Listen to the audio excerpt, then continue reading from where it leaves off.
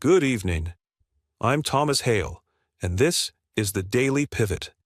Today, the world feels less like a global community and more like a series of collision courses. From the arid suburbs of Tucson to the diplomatic halls of Oman, the narrative is being pulled in two directions by a media apparatus that can't even agree on what a fact looks like anymore. We begin with the disappearance of Nancy Guthrie. CNN is reporting a heartbreaking plea from her son, Cameron, begging for her return after a ransom deadline passed in silence. Meanwhile, Fox News is highlighting the arrest of a man for allegedly trying to exploit the family's grief for Bitcoin. The law and order narrative is clashing with a terrifying reality. An 84-year-old woman is gone, and the FBI's $50,000 reward suggests we are nowhere near a resolution. On the global stage, the stakes have never been higher. The BBC reports that U.S. and Iranian talks are set to begin in Oman, led by Steve Witkoff and Jared Kushner. But look at the framing. The American conservative is asking if Iran already has a nuclear weapon, while Newsmax warns that Tehran is eyeing attacks on U.S. bases and global trade routes. One side sees a necessary diplomatic test.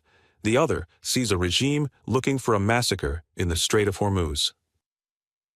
Domestically, the friction between federal and local power is reaching a breaking point. ProPublica has uncovered a startling narrative, legal experts arguing that local police have a moral obligation to arrest federal immigration officers when they violate the Constitution. Contrast that with Fox News, which is amplifying White House claims that anti-ICE agitators are helping child rapists and gang members evade deportation. We aren't just debating policy anymore. We are debating which branch of government has the right to exist in our neighborhoods. And then there's the institutional purge. AP News confirms the Trump administration is moving to reclassify 50,000 federal workers, making them easier to fire.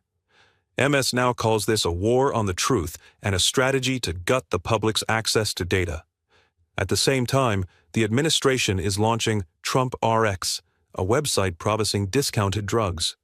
The right sees it as cutting the deep state and lowering costs. The left sees the dismantling of the very safeguards that keep the country running.